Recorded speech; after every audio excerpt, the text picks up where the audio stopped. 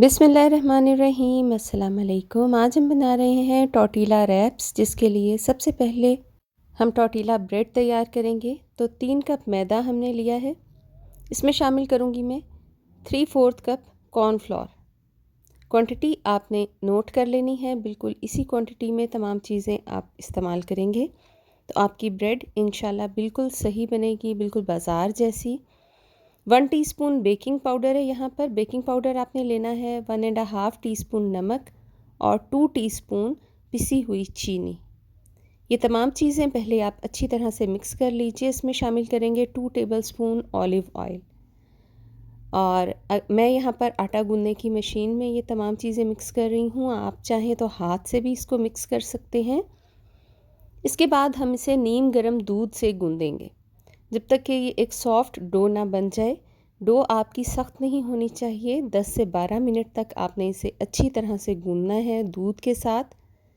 दूध आपने नीम गर्म इस्तेमाल करना है, और अगर हमारी ब्रेड सख्त बनेगी तो रोटी हमारी अकड़ जाएगी। हाथों के साथ भी अगर आप मिक्स कर रहे हैं तो आप इसे मुसलसल मिक्स करते जाइए। यहाँ पर मैं ले रही हूँ 1 kg बोनलेस चिकन। छोटी छोटी सी बाइट्स आप इसकी बनवा लीजिए। इसमें शामिल करेंगे सबसे पहले हस्बे ज़ायका नमक, और इसके बाद शामिल करूँगी मैं इसमें लाल मिर्च 1 टीस्पून, काली मिर्च 1 टीस्पून। काली मिर्च आप फ्रेश कूट कर उसी वक्त इस्तेमाल कीजिए तो इसका जायका बिल्कुल डिफरेंट आएगा डिश में। साथ ही इसमें मज़ीद कुछ चीज़ें हम शामिल करेंगे। कुटी हुई लाल मिर्च मैंने इसमें शामिल की है 1 टीस्पून। मिर्च अगर आपको कम पसंद है तो आप इसमें से पिसी हुई लाल मिर्च माइनस कर सकते हैं। यहाँ पर मैंने सोया सॉस डाला है 2 टेबलस्पून। 2 टेबलस्पून ही इसमें चिली सॉस जाएगा। इसके बाद शामिल करेंगे हम इसमें लहसुन अदरक का पेस्ट 1 बड़ा चम्मच। सिरका भी मैं 3 टेबलस्पून इसमें शामिल कर रही हूँ। दही शामिल करेंगे इसमें तकरीबन 3 टेबलस्पून, और गाढ़ा दही आपने लेना है। इन सब चीज़ों को अच्छी तरह से हम मैरिनेट कर देंगे चिकन को। हाथों से मल मल कर आप तमाम मसाला चिकन के ऊपर अच्छी तरह से लगा दीजिए। कम से कम 2 घंटे आपने इसे ज़रूर मैरिनेट करना है ताकि अच्छी तरह से मसाला गोश्त के अंदर तक जज़्ब हो जाए। डो हमारी तैयार हो चुकी है। देखिए इतनी सॉफ्ट आपकी डो होनी चाहिए। अब हम इसे रख देंगे फ्रिज में तकरीबन 1 घंटे के लिए, और 1 घंटे रेस्ट देने के लिए हमने इसे रख दिया है। यहाँ पर मैं इसका सॉस तैयार कर रही हूँ। तो दही लिया है मैंने यहाँ पे तकरीबन आधा कप गाढ़ा दही। अगर आपका दही पतला है तो आप उसे पहले एक छलनी में निकाल लीजिए ताकि उसका पानी निकल जाए। उसके बाद आधा कप ही मैं इसमें मायोनीज़ इस्तेमाल कर रही हूँ। मायोनीज़ को कम करके आप दही की मिकदार बढ़ा भी सकते हैं अगर आप चाहें तो। इसमें मज़ीद आप 2 चम्मच मलाई के भी शामिल कर सकते हैं। लहसुन अदरक का पेस्ट मैंने शामिल किया है। बिल्कुल आम मसालों के साथ हम तैयार कर रहे हैं ताकि कोई भी स्पेशल चीज़ इसमें आपको बाज़ार से लाकर शामिल ना करनी पड़े। आप बहुत आराम से इसे घर में बना सकें।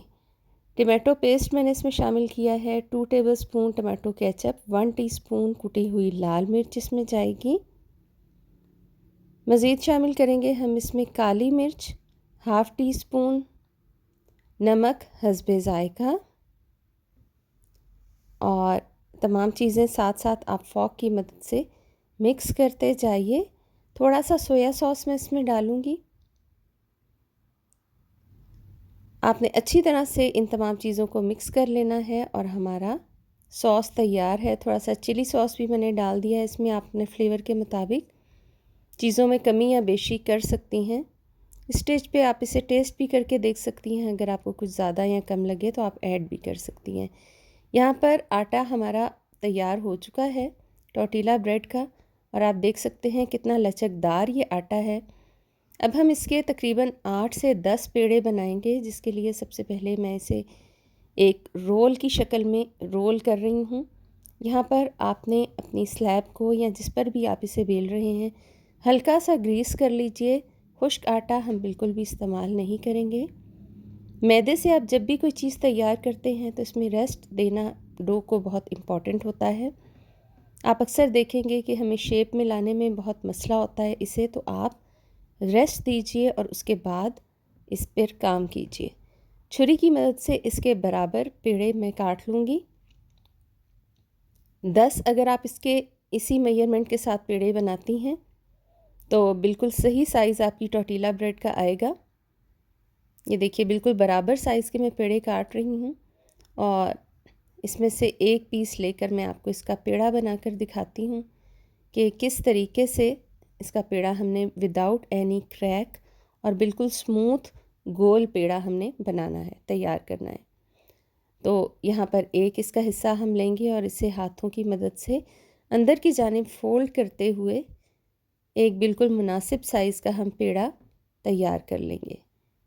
हाथों में इसको इस तरह से हम रोल करेंगे जैसा कि आटा गूंदना और रोटी बनाने का जो तरीका हमने सिखाया था उसमें भी आपको पेड़ा बनाने का मुकम्मल तरीका डिटेल से सिखा चुके हैं। देखिए तमाम पेड़े हमारे तैयार हैं।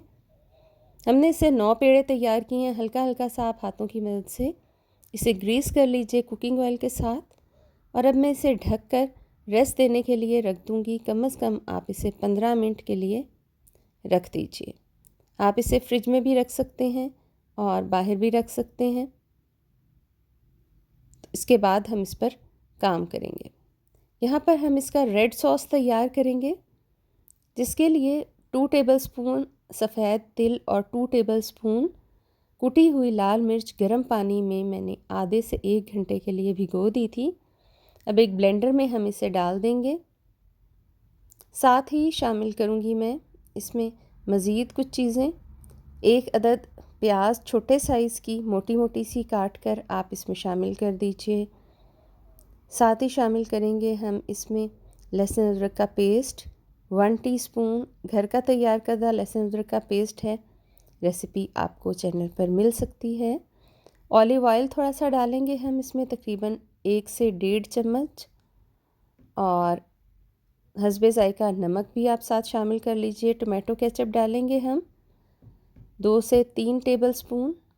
अच्छी तरह से ब्लेंड करने के बाद हमारा रेड सॉस बिल्कुल तैयार है। आप इसमें थोड़ा सा मस्टर्ड पेस्ट भी शामिल कर सकते हैं अगर आपको थोड़ा सा इसे खट्टा या फिर थोड़ा सा इसका टेस्ट थोड़ा और करना है। यहाँ पर चिकन को हमने पकने के लिए रख दिया है।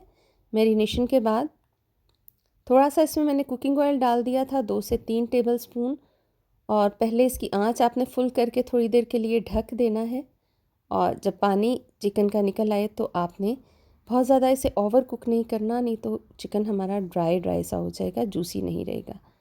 यहाँ पर मैं स्लैब को थोड़ा सा ग्रीस कर रही हूँ। यहाँ पर खुश्क आटा हम बिल्कुल इस्तेमाल नहीं करेंगे। पेड़े के पहले कॉर्नर्स को आप पतला कर लीजिए जो रोटी बनाने के तरीके में भी आपको सिखा चुके हैं और इसके बाद बेलन की मदद से रोटी को हम तैयार कर लेंगे। जैसा कि आपको बता चुके हैं कि मैदे से तैयार करदा जो भी हमारी डो या फिर इसकी रोटी वगैरह हम तैयार करते हैं तो इसमें इसको रेस्ट देना बहुत इम्पॉर्टेंट होता है। आपने देखा होगा अक्सर आपकी रोटी वापस अपनी शेप में आ जाती है, यानी कि बाउंस बैक करती है और आप इसे अच्छे तरीके से फैला नहीं सकते। तो अगर आपने आटा गूंदने के बाद उसे रेस्ट दिया है आधे से 1 घंटा और पेड़े बनाने के बाद भी आप इसे 10 मिनट के लिए रेस्ट देंगे, बहुत ही अच्छी स्मूथ और पतली रोटी आपकी तैयार होगी। आंच आपने तेज़ रखनी है, जिस तरह से आप रोटियां बनाते हुए आंच रखते हैं। हल्की आंच पर आपकी रोटी अकड़ जाएगी। छोटी छोटी चीज़ों का आप ख्याल रखेंगे तो आपकी टॉर्टिला ब्रेड बहुत ही अच्छी बनेगी, बिल्कुल बाज़ार की तरह। पेड़े को आपने ढक कर रखना है और रोटी को आपने तेज़ आंच पर पकाना है। रोटी को पलटने के बाद हम यूं ही तवे पर थोड़ी देर के लिए सेकेंगे और अब हम इसकी साइड को बदल लेंगे। पलटने के बाद किसी भी दस्तरखान की मदद से आप इसे दबा दबा कर पकाइए। ये देखिए, और जैसे ही हमने पलटा है आप देख सकते हैं कि रोटी फूलना शुरू हो गई है। तवे से उतारने के बाद भी हम इसे ढक देंगे किसी दस्तरखान में या फिर हॉट पॉट में रखकर आप रोटियों को साथ साथ ढकते जाएं। ये छोटी छोटी सी टिप्स हैं बिल्कुल आपकी टॉर्टिला ब्रेड को परफेक्ट बनाने के लिए। एक और रोटी हम इसकी तैयार कर रहे हैं।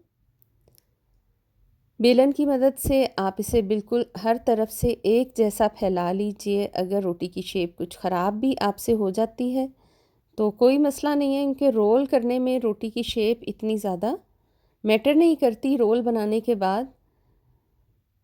तो एक और रोटी हमने तवे पर डाल दी है, जैसा कि आप देख सकते हैं। इसको हल्का सा जैसे ही सेक लगेगा हम इसको पलट देंगे। तवे पे डालने के बाद भी आप इसकी शेप को मैनेज कर सकते हैं। और आपकी रोटी जब फूल जाए पलटने के बाद तो आप समझ जाइएगा कि आपकी टॉर्टिला ब्रेड बिल्कुल परफेक्ट बनी है। ये इसकी निशानी है कि आपकी रोटी ठंडी होने के बाद अकड़ेगी बिल्कुल भी नहीं। बहुत ही सॉफ्ट, बहुत ही मज़ेदार और बिल्कुल बाज़ार से भी बल्कि अच्छी ब्रेड आप घर पर बहुत ही आसानी के साथ तैयार कर सकते हैं, जिस तरह से आप घर में आम रोटी तैयार करते हैं।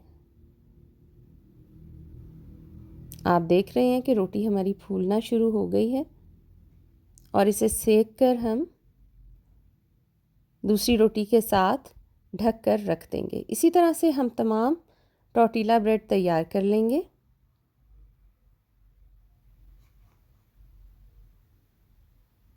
आंच आपने बिल्कुल हल्की नहीं रखनी, लेकिन इतनी तेज़ भी नहीं रखनी कि आपकी रोटी जलने का ख़तरा हो। यहाँ पर चिकन हमारा तैयार हो चुका है और इसे आप किसी स्टील की ट्रे में निकाल लीजिए या किसी चॉपिंग बोर्ड वगैरह पर निकाल लीजिए और तेज़ छुरी की मदद से इसे मोटा मोटा सा ऐसे चॉप कर लीजिए। इसके जो सॉसेस वगैरह या जो भी पतीले में इसका मसाला था वो भी आप चिकन के साथ ही शामिल कर लीजिए, उसमें बहुत अच्छा टेस्ट होता है। यहाँ पर आइसबर्ग और प्याज हमने बारीक बारीक काट लिए हैं, साथ ही खीरा मैंने लंबा लंबा सा काट लिया है। इसमें आप ब्रोकली, ऑलिव्स या फिर अपनी पसंद के कोई भी सैलड इस्तेमाल कर सकते हैं। जैलापिनोस भी आप इसमें डाल सकते हैं, उसका भी बहुत अच्छा टेस्ट आता है। मशरूम्स भी डाल सकते हैं। सबसे पहले आप एक ब्रेड लेंगे और इस पर वाइट सॉस को अच्छी तरह से फैला लेंगे। ये एक ग्लू का काम भी करेगी, जिससे हमारा रोल आपस में चिपक जाएगा। जितनी मिकदार आपको सॉस की पसंद है, अगर आप ज़्यादा सॉसी सॉसी सा रोल को पसंद करते हैं तो आप ज़्यादा सॉस लगा लीजिए। चिकन हमने डाला और ढेर सारी सैलेड आप इसके ऊपर रख दीजिए। इसके ऊपर मैं डाल दूँगी ये रेड सॉस जो हमने बनाया था। थोड़ा सा स्पाइसी होता है रेड सॉस ज़्यादा, आप अपने टेस्ट के मुताबिक इसे कम या ज़्यादा डाल सकते हैं। अगर आपको ज़्यादा स्पाइसी रोल बनाना है तो आप रेड सॉस की मिकदार ज़्यादा कर सकते हैं। थोड़े से खीरे मैं इसमें रख रही हूँ और अब इसे एक तरफ से पकड़कर आप अंदर की जानिब दबाते हुए हल्के हाथ से, इतनी ज़ोर से आपने नहीं दबाना कि रोल के फटने का ख़तरा हो, आप इसे फ़ोल्ड करते हुए रोल की शक्ल में ले आइए। अब आप इसे किसी बटर पेपर में या फिर फॉयल पेपर में भी रोल कर सकते हैं। मैं इसे टूथपिक लगाकर बंद कर रही हूँ क्योंकि मैंने साथ ही इसे सर्व कर देना है। अगर आप लंच वगैरह के लिए तैयार कर रहे हैं या फिर किसी टी पार्टी में आपने इन्हें सर्व करना है तो आप इसे बटर पेपर में या फिर फॉयल पेपर में रोल कीजिए और तेज़ छुरी की मदद से इसे सेंटर में से तिरछा काट लीजिए। बहुत ही बेहतरीन इसकी शक्ल आएगी और बिल्कुल ऐसे लगेगा जैसे अपने बाज़ार से रैप्स मंगवाए हैं। सेम वही प्रोसेस हम रिपीट करेंगे। एक और रोल बनाकर मैं आपको दिखा देती हूँ।